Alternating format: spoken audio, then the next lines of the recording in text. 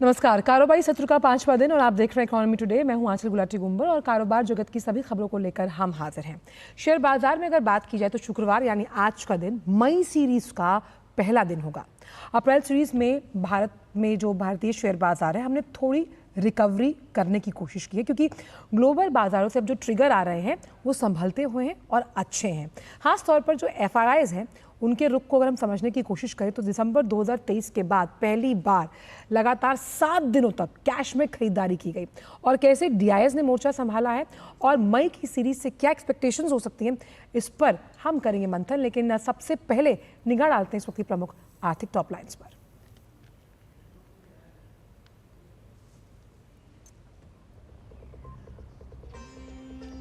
देश में white collar hiring में जबरदस्त वृद्धि दर्ज। मार्च में ईयर ऑन ईयर बेसिस पर 38% का इजाफा। हायरिंग में इजाफे को लेकर भारत के ग्लोबल बिजनेस में बढ़ते महत्व का है ये संकेत। जॉब सर्च प्लेटफॉर्म फाउंडिट की ताजा रिपोर्ट में आई बात सामने।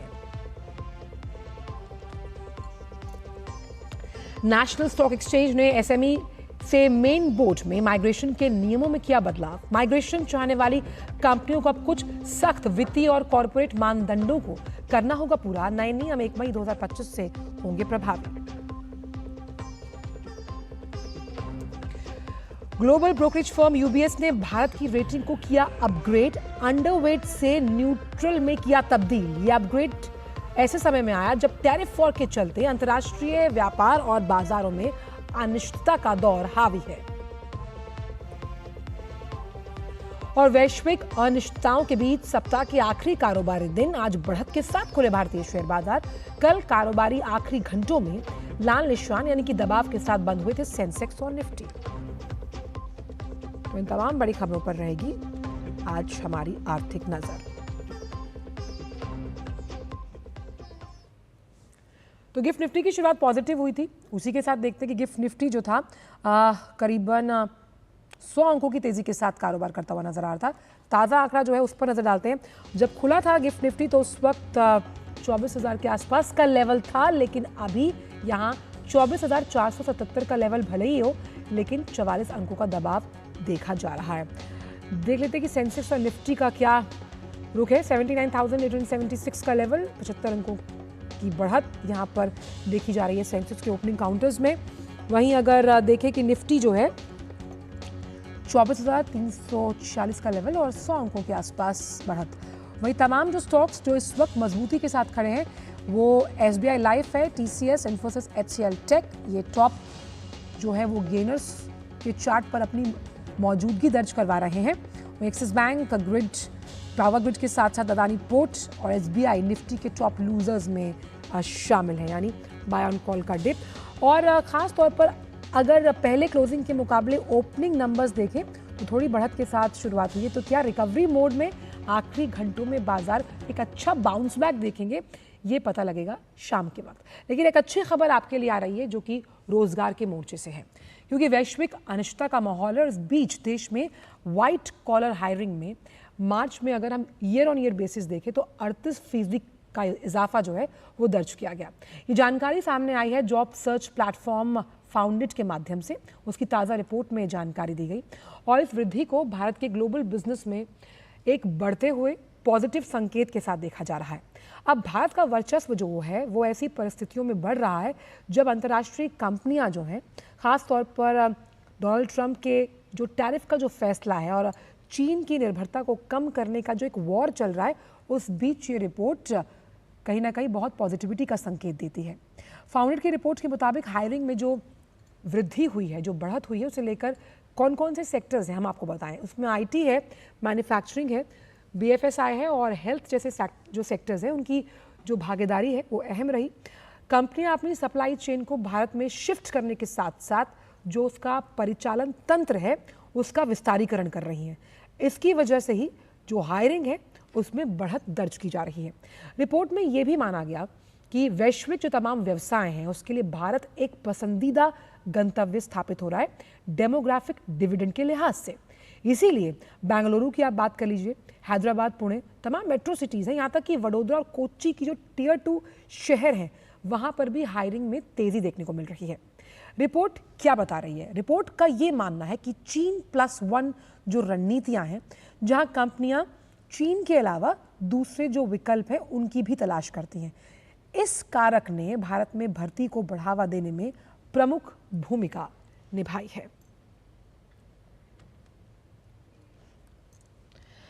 अब अर्थव्यवस्था के मोर्चे पर एक और अच्छी खबर है। ग्लोबल ब्रोकरेज फर्म यूबीएस ने क्या किया? यूबीएस ग्रुप एजी ने भारत को जो उसका अंडरवेट स्टैंस था उससे अपग्रेड कर न्यूट्रल किया है। अब यह अपग्रेड कैसे समय में आया? जब अमेरिकी राष्ट्रपति डोनाल्ड ट्रंप ने टैरिफ में बढ़ोतरी की वजह से अंतर्राष्ट्रीय व्यापार जगत में एक अनिश्चितता का माहौल है, यानी कि असमंजस की स्थिति है कि इक्विटी बेटर है या आप ग्लोबल कमोडिटी मार्केट में निवेश करेंगे या ऑयल एंड गैस सेक्टर आपके लिए बहुत अहम भूमिका निभा सकता है। ऐसे में भारत की जो घरेलू अर्थव्यवस्था है, हमारे जो डोमेस्टिक फैक्टर्स हैं वो इतने मजबूत हैं कि जो तमाम परिस्थितियाँ हैं जो कि प्रतिकूल हैं हमारे हिसाब से अगर नहीं भी हैं तो इसमें प्रति शेयर आय यानी कि पर शेयर जो आप कमाई करते हैं उसमें बढ़त बनी हुई है।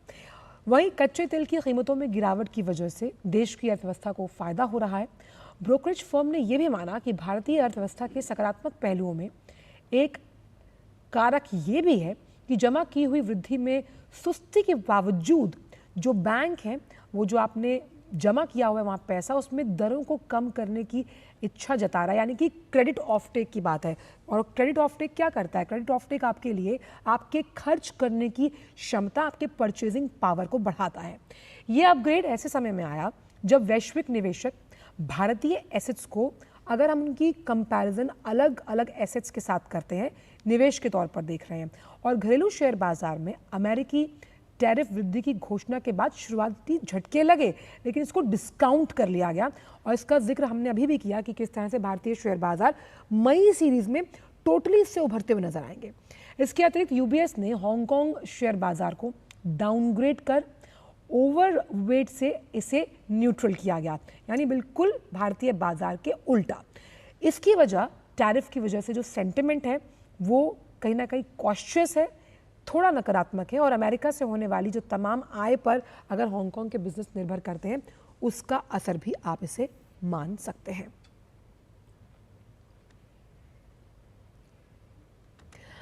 और आगे बढ़ने से पहले वक्त एक छोटे से ब्रेक का है। जब धरती चीर कर निकलता है लोहे का पत्थर और मिलता है मोंगिया के जोश से, फिर तपता है, पिघलता है और बनता है फौलाद। अब होता है सरिया सारी खूबियों के साथ। मोंगिया स्टील, मजबूत देश का मजबूत सरिया। जो लक्ष्य चुना था समझ आने लगा है। जीएलए यूनिवर्सिटी, उच्च लक्ष्य की निश्चित प्राप्ति। ब्रेक के बाद सभी का स्वागत। और आइए बात करते हैं आज के फोकस से जुड़ी हुई।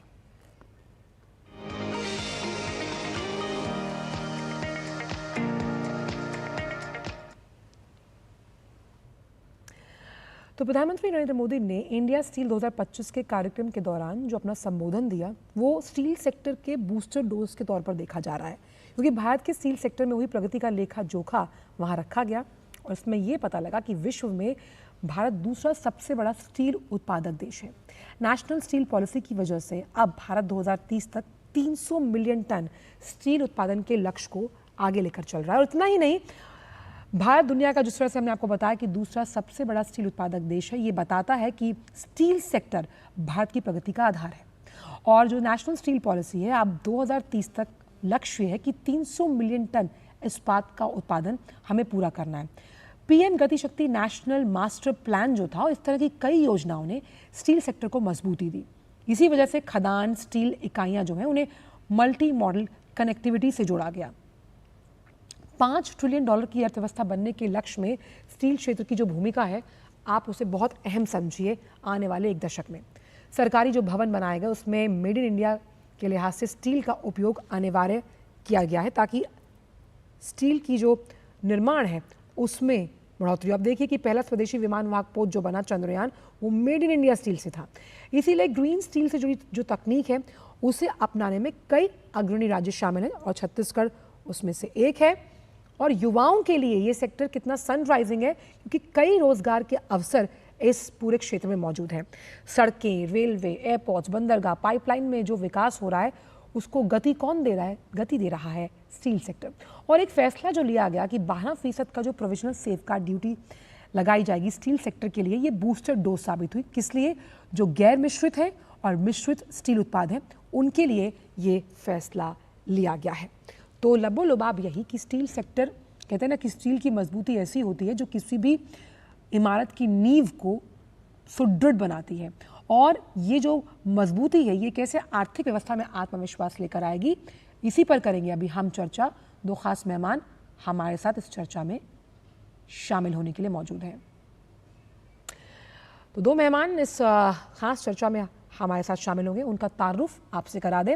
अश्विनी कुमार साहब, आर्थिक सलाहकार, इस्पात मंत्रालय, और साथ ही साथ शुभमोय भट्टाचार्य जी, वरिष्ठ आर्थिक पत्रकार है। अश्विनी जी, आपका भी बहुत बहुत स्वागत है। शुभमोय जी, आपका भी बहुत बहुत स्वागत है इस खास शो में। कुमार साहब, पहला सवाल यही कि स्टील अपने आप में मजबूती का परिचायक है, और जिस तरह से प्रधानमंत्री ने कहा कि देश की आर्थिक प्रगति का सुदृढ़ आधार स्टील है, आने वाले दशक में स्टील सेक्टर में किस तरह के युगांतकारी कदम उठाए जाएंगे इन तमाम लक्ष्यों को हासिल करने के लिए? जैसा हम सब जानते हैं, स्टील एक कोर सेक्टर है और इसका अर्थव्यवस्था के कई क्षेत्रों के साथ बैकवर्ड और फॉरवर्ड लिंकेजेस होता है। विकसित भारत 2047 तक बनाने का जो हमारा लक्ष्य है उसकी प्राप्ति में स्टील सेक्टर की बहुत अहम भूमिका होगी।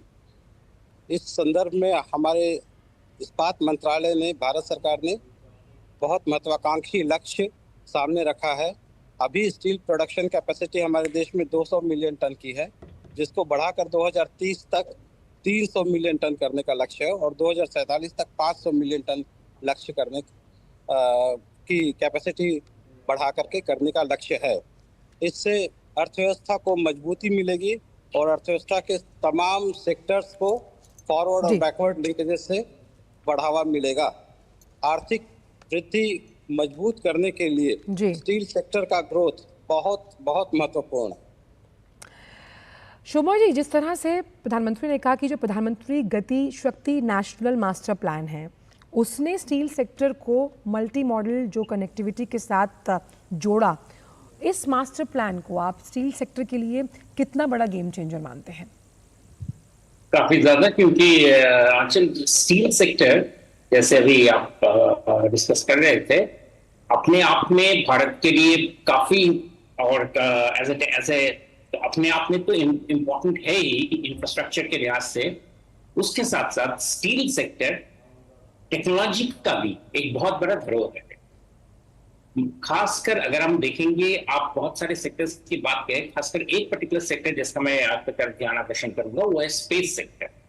और इसमें स्टील, क्वालिटी स्टील, जिस तरह का स्टील हमें चाहिए, और जिस सेक्टर और इस सेक्टर में हम काफी जोर से आगे बढ़ने का प्रयत्न कर रहे हैं, उन सभी चीजों को देखते हुए स्टील में टेक्नोलॉजी का जो नया क्षेत्र जो बनता है, जो R&D के लिए जो प्रस्तुत करता है क्षेत्र, ये सब चीजें इकोनॉमी के लिए एक बहुत बड़ा एक, जिसे कहूंगा मैं, माइलस्टोन से तैयार होता है।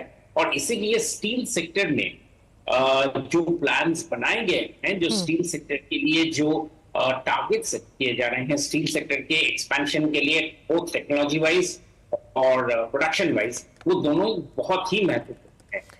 जी अश्विनी जी, जिस तरह से ग्रीन स्टील की बात की जा रही है और ग्रीन स्टील को अपनाने में कई जो राज्य हैं उनकी भूमिका बहुत अहम है, कुमार साहब को फ्रेम में लेकर आएंगे।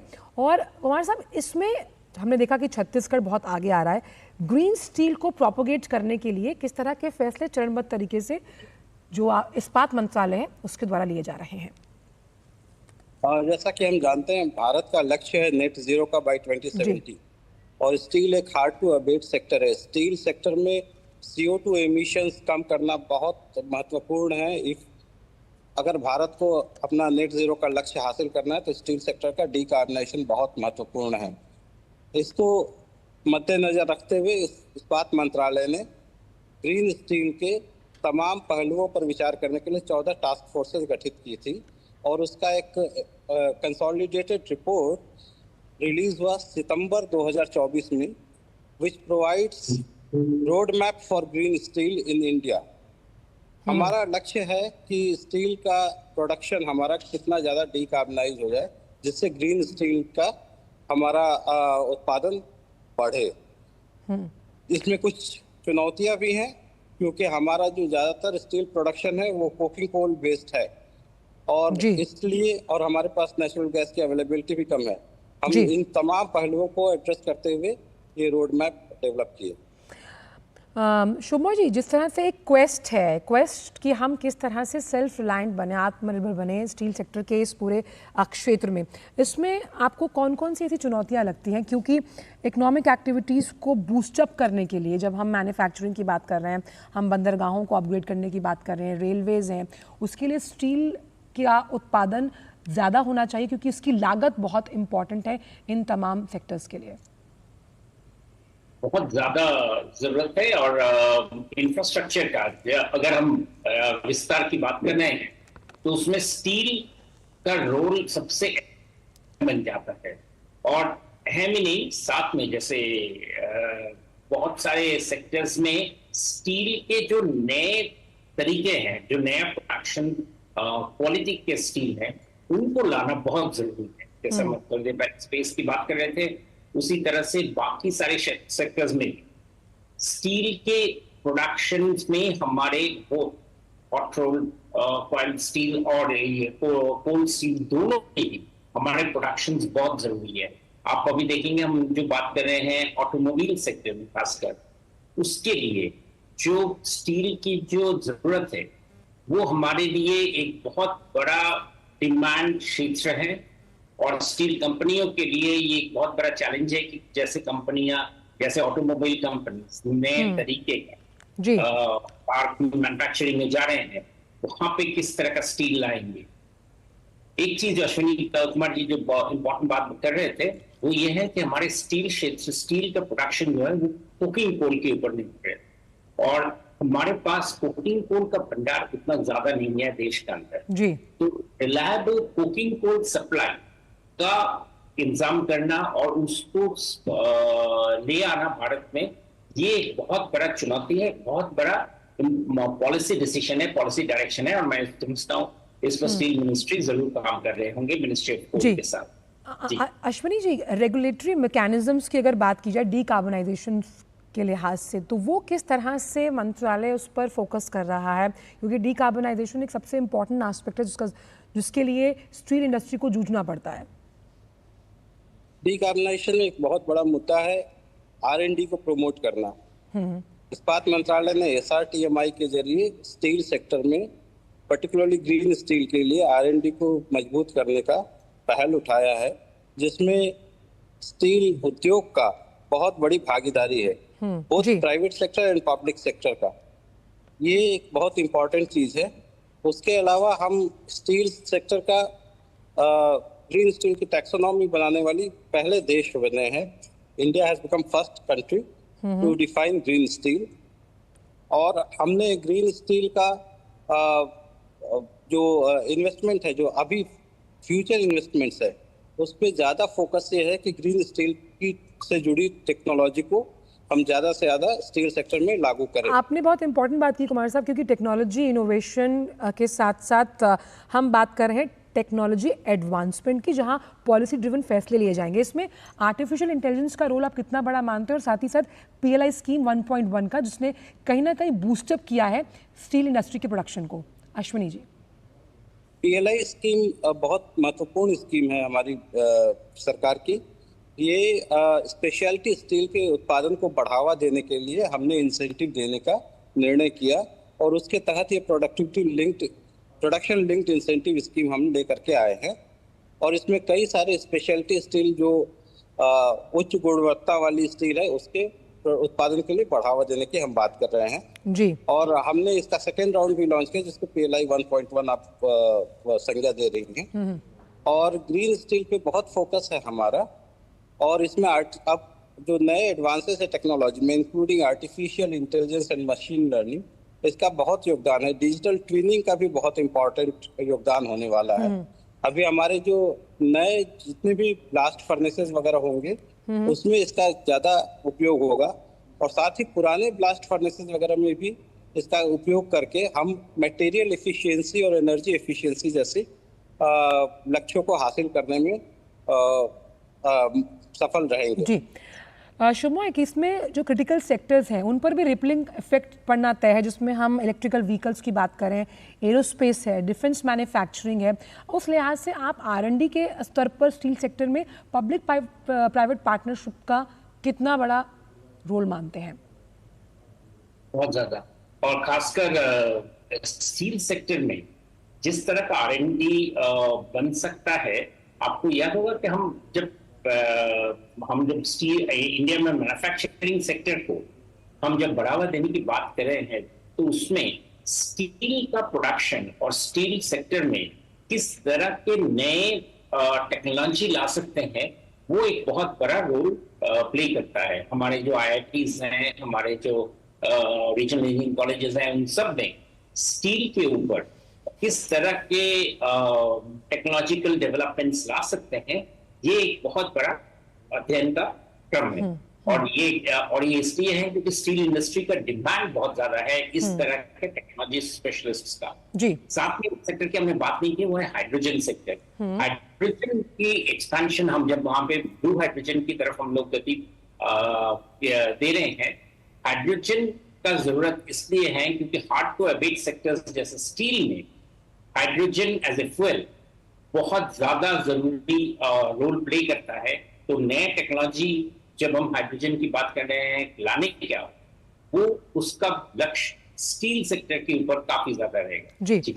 बहुत संक्षिप्त में कुमार साहब, क्योंकि समय कम है, स्क्रैपिंग ऑफ ओल्ड स्टील, उसको किस तरह से हम रीयूज रिसाइकल कर सकते हैं, ये भी एक बहुत बड़ा हम मान सकते हैं केंद्र बिंदु है। और कैसे वो स्टील सेक्टर को, कहते हैं ना कि इन्वेस्टमेंट के लिहाज से डिसइन्वेस्टमेंट भी ज़रूरी होता है, ये कितना बड़ा आप सेतु मानते हैं स्टील सेक्टर को और प्रमोट करने के लिए? अहम बिंदु उठाया है। स्क्रैप रिसाइकलिंग और इलेक्ट्रिक आर्क फर्नेस रूट के जरिए जी अगर हम करें तो हमारा कार्बन एमिशन बहुत ज़्यादा कम हो जाता है। एक चुनौती भारत में यह है कि हिस्टोरिकली हमारा कंजम्पशन ऑफ स्टील कम रहा है, इसलिए हमारे देश के अंदर जो स्टील स्क्रैप की जो उपलब्धता है वो भी सीमित है। तो हम इंपोर्ट्स पर निर्भर करते हैं स्क्रैप के लिए। स्क्रैप कलेक्शन और इसको प्रोसेस करने का जो पूरा तरीका है वो ऑर्गेनाइज करना बहुत ज़रूरी है, और स्क्रैप रिसाइकलिंग जितना ज़्यादा हम कर पाएंगे हमारे स्टील क्षेत्र का कार्बन फुटप्रिंट उतना ही अच्छा होगा। ग्रीन स्टील के पूरे हमारे मिशन में स्क्रैप रिसाइकलिंग बहुत बहुत महत्वपूर्ण बिंदु।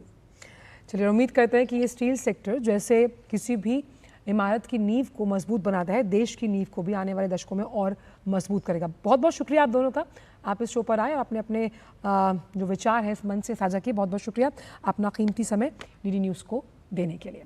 तो कैसे स्टील सेक्टर गेम चेंजर साबित हो रहा है और आने वाले कुछ सालों में सेल्फ रिलायंस के इस पूरे पथ पर चलते हुए स्टील सेक्टर, जहां दूसरा बड़ा उत्पादक देश है जब हम भारत की बात करते हैं, पहला बनते हुए भी देर नहीं लगेगी। और अब वक्त हो चला है कि हम आपसे विदा लें। सोमवार को मुलाकात होगी एक नए फोकस के साथ, लेकिन जाने से पहले कारोबार जगत की कुछ अहम खबरें देखिए, अंदाज होगा फटाफट। मुझे मेरी पूरी टीम को दीजिए इजाजत। नमस्कार। नेशनल स्टॉक एक्सचेंज ने एसएमई प्लेटफॉर्म से मेन बोर्ड में माइग्रेशन के लिए नियमों में बदलाव किया है। नए नियमों के मुताबिक एसएमई कंपनी को कम से कम 3 साल तक एनएसई के एसएमई प्लेटफॉर्म पर लिस्टेड रहना होगा। इसके साथ ही पिछले 3 वर्षों में कम से कम 2 साल ऑपरेटिंग प्रॉफिट पॉजिटिव होना जरूरी क्राइटेरिया होगा। कंपनी की चुकता इक्विटी पूंजी कम से कम 10 करोड़ रुपए होनी चाहिए। नए नियम 1 मई 2025 से प्रभावी होंगे। NPCI भीम सर्विसेज लिमिटेड ने भीम ऐप पर UPI सर्कल नाम की एक नई सुविधा शुरू की है, जिसके जरिए यूजर्स अपने UPI अकाउंट से 5 विश्वसनीय लोगों को पेमेंट की इजाजत दे सकते हैं। हर लेनदेन के लिए खाता धारक को रियल टाइम में मंजूरी देनी होगी। इस साल की पहली तिमाही में 1 करोड़ रुपए और उससे अधिक के घरों की मांग में बढ़ोतरी हुई है। साल की पहली तिमाही में ऐसे घरों की बिक्री का आंकड़ा 65,000 से अधिक हो गया है। यह जानकारी JLL की ताजा रिपोर्ट में दी गई। शीर्ष 7 शहरों में घरों की बिक्री में बेंगलुरु, मुंबई और पुणे का वर्चस्व रहा है और इन शहरों की कुल बिक्री में हिस्सेदारी 66% की रही है। इंटरनल, जिसे पहले जोमेटो के नाम से जाना जाता था, ने स्पष्ट किया कि कंपनी के फूड डिलीवरी बिजनेस के सीईओ राकेश रंजन ने अपने पद से इस्तीफा नहीं दिया है। कंपनी ने यह बयान तब जारी किया जब एक मीडिया रिपोर्ट में दावा किया कि कंपनी के सीईओ रंजन नेतृत्व में फेरबदल के चलते पद छोड़ रहे हैं।